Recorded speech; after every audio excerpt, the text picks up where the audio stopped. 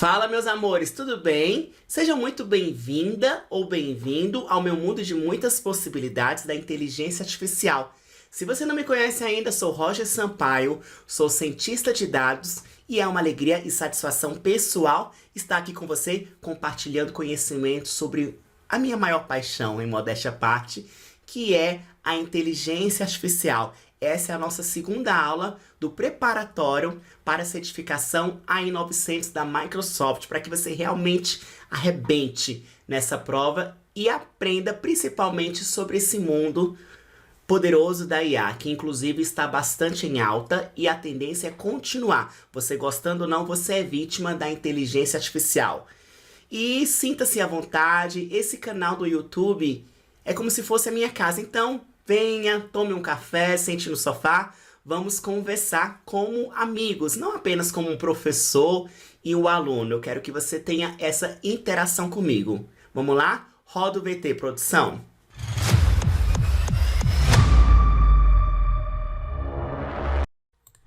Então vamos começar. Antes da gente começar de fato essa aula, deixe-me saber que eu gero valor para você. E como você pode fazer isso, meu guerreiro? Curtindo, comentando e principalmente se inscrevendo nesse canal para que o algoritmo do YouTube entenda que esse conteúdo é relevante e espalhe ele para o maior número possível de pessoas. Quanto mais pessoas tiverem acesso a esse conhecimento que é oferecido gratuitamente, vai ser melhor para mim e para você também. Né? Uma vez que você está desejando que o outro aprenda e cresça, isso vai voltar para você mesmo com muitas vitórias, eu te garanto isso. Então vamos lá. Eu tinha falado na última aula que as máquinas aprendem baseado em dados, ou seja, ela não aprende, não é do nada. Precisa ter uma fonte, precisa ter algo para iniciar o processo de aprendizado. Então, são os dados. Independente de quais sejam eles, independente da fonte, é o princípio, né? Elas aprendem baseado em dados. Então, se você não tem dados, não tem como você implementar aprendizado de máquina, beleza? Então, ela vai aprender a partir dos dados, vai encontrar padrão que exista nesses dados e, por último, vai conseguir ser capaz de fazer previsões e inferências. No final, nós vamos ter um modelo matemático. O que é o modelo matemático? É um modelo de aprendizado de máquina. Beleza? Vamos ver isso na prática. Avançar. Opa! Avança aqui. Você já ouviu falar, por exemplo, de análise de crédito? Você já foi lá no banco, independente de qual seja ele, né? E pediu um cartão de crédito e teve o seu cartão de crédito negado, mesmo tendo o nome limpo? Ou então, você já precisou aumentar o seu limite do cartão de crédito no aplicativo da Nubank e teve o seu pedido negado ou teve o seu pedido aprovado? Já ouviu falar da análise de crédito, que praticamente todas as instituições financeiras usam, né? O gerente fala para você, aguarde a análise de crédito. Vamos aguardar daqui a um mês. A análise de crédito vai rodar e vai verificar se você realmente vai ter aquele crédito ou não. Seja para pegar um financiamento, seja para aumentar o limite de cartão de crédito, não importa, beleza? Então, olha só que curioso, quem faz a análise de crédito é o cientista de dados.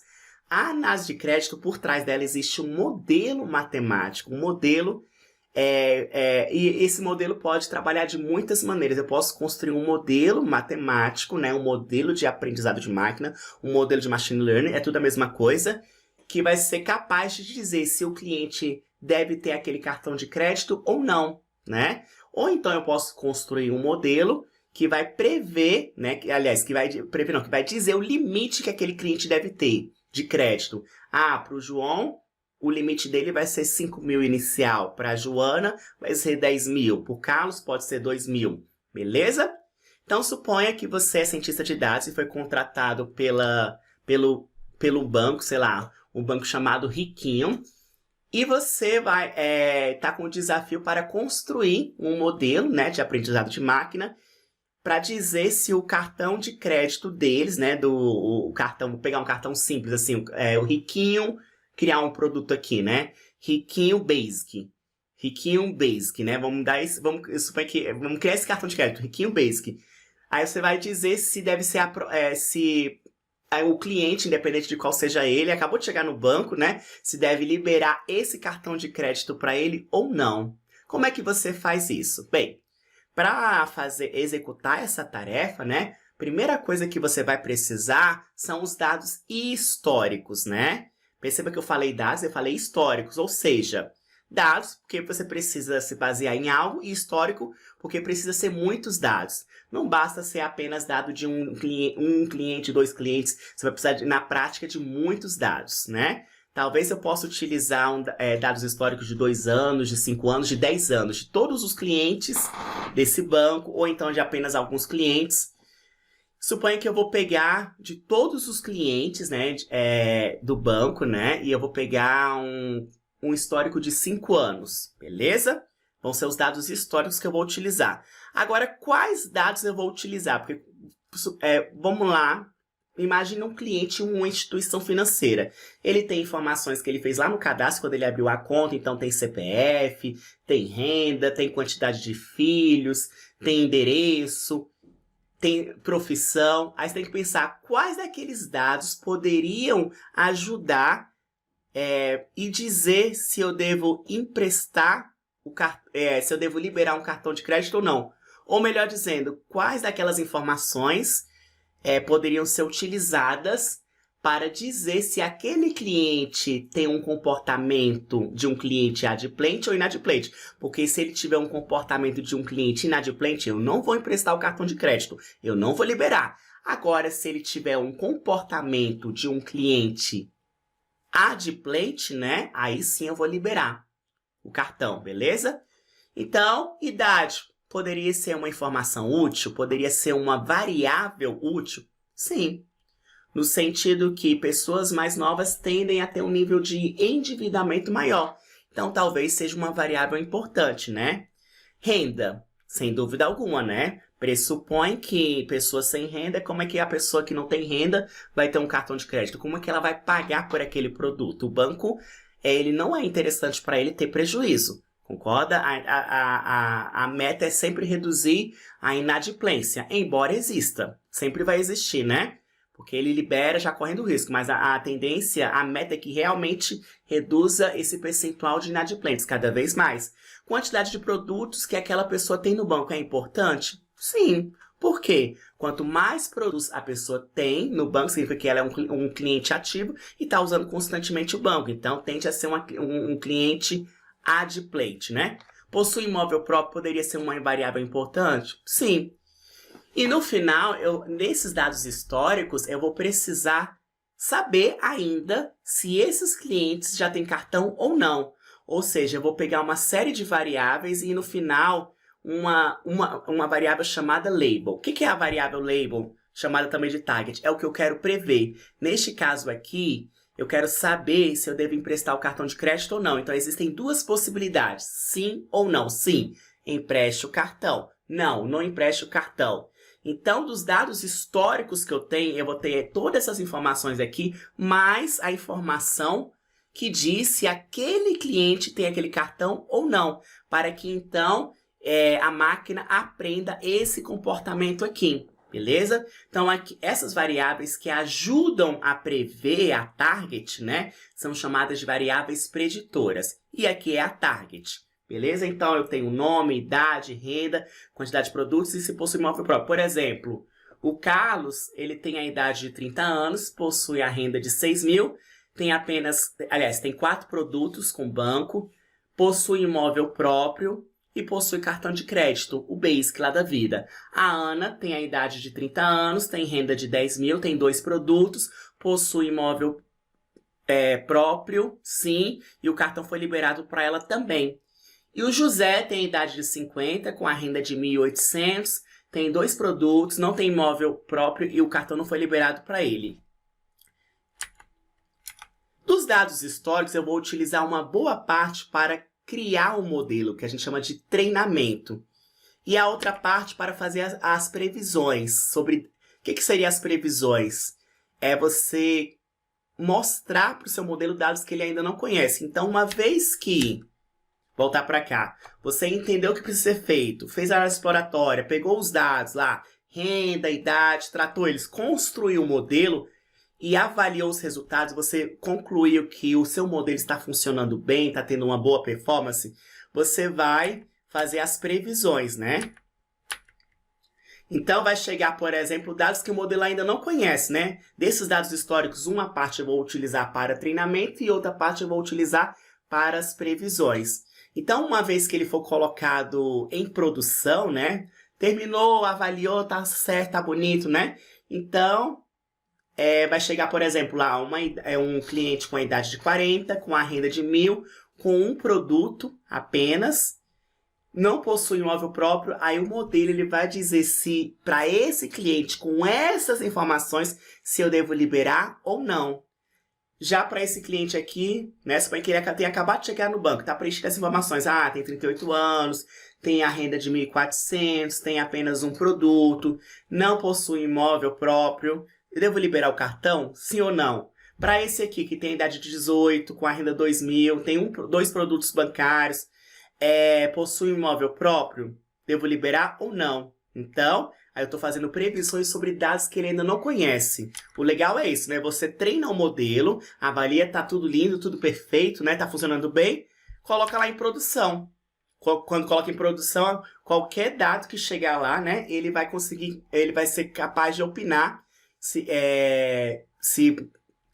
deve liberar o cartão de crédito ou não, né? Pode chegar um cliente novo aqui, aí vai vir essas informações tudo de renda, idade, aí ele vai dizer, libere para esse cliente. Não, não libere esse porque ele tem um comportamento de um cliente inadimplente. Entenderam? Vamos ver mais um exemplo.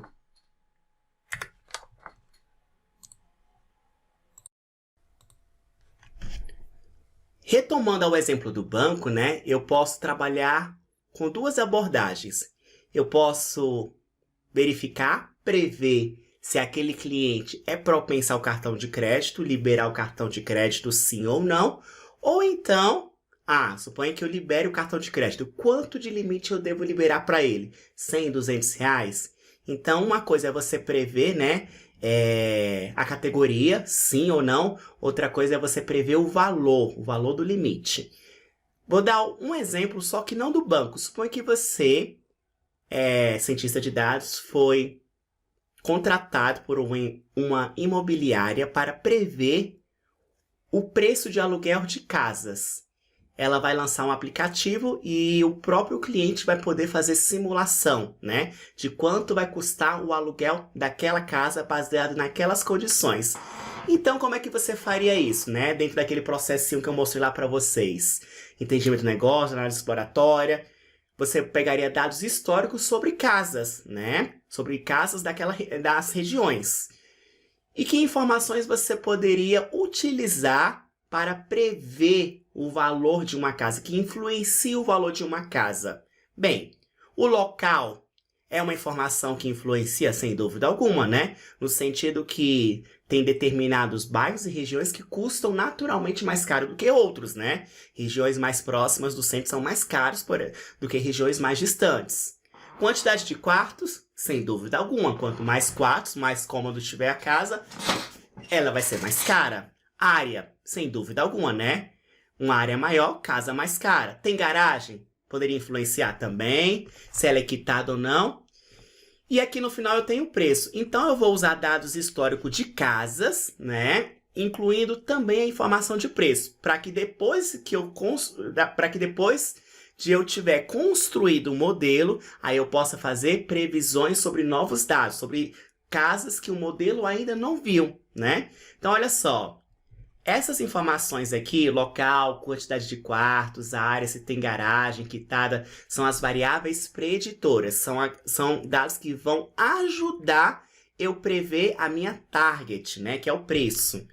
Então, aqui, por exemplo, eu tenho Taguatinga, tem 4 quartos, a área é 100 por 100, ela tem garagem, ela é quitada e o preço dela, R$500.000. Já essa aqui tem 3 quartos, também é de Taguatinga, tem uma área menor, o preço dela, 350 mil. Essa aqui é na Asa Sul, tem 2 quartos, a área 30, 40, não tem garagem, não é quitada, o preço é 600 mil. Construir um modelo, pronto, aí você vai fazer inferências. Então vai chegar dados sobre novas casas e no final ele vai ser capaz de dizer o preço. Então, por exemplo, Essa casa aqui é de Taguatinga, ela tem um quarto, ela tem essa área aqui, 30 por 30, ela não tem garagem, ela é quitada. Qual o valor que deveria custar ela? Quem vai responder para nós é um modelo. Gente, quando eu falo em modelo, nada mais é do que um programa, viu? Por trás é programa, é código mesmo, né? Você vai ter um programinha lá que vai executar o modelo e vai te dar uma resposta. Não é nada de outro mundo, né? Um modelo matemático é um programa de computador, é código que tá por trás e vai executar lá, vai dar um playzinho e vai te dar uma resposta, beleza? Vamos ver isso na prática, não se preocupem, né? Vamos construir, inclusive, modelos de aprendizado de máquina. Essa aqui é da Asa Sul, ela tem 3 quartos, a área é 100/100, ela não tem garagem, ela é quitada. Quanto ela deveria custar? Beleza? Isso é chamado de aprendizado supervisionado. Quando você especifica exatamente o que você quer prever, né, a sua target, você diz de forma explícita, você está trabalhando com aprendizado supervisionado, em que você diz o que o modelo deve aprender. Beleza? Para soluções do Azure para o aprendizado de máquina, nós temos basicamente 4. O aprendizado de máquina automatizado. Nós temos o design, que permite você construir um modelo de aprendizado de máquina sem código algum, apenas clicando e arrastando componentes, né? É bem intuitivo, é bem interessante. Também gerenciamento de dados e computação e pipelines. Agora nós iremos falar sobre visão computacional. Lembra quando a gente estava falando sobre as capacidades, né? As cargas, existia vários tipos. Volta lá nos primeiros slides. Olha só. Quais são as principais cargas de trabalho, né? Vamos relembrar. Aprendizado de máquina, que acabei de falar sobre ele, né? Visão computacional, processamento de linguagem natural, inteligência de documentos, mineração de conhecimento e IA generativa. Agora vamos falar sobre visão computacional. Avançar, papapá.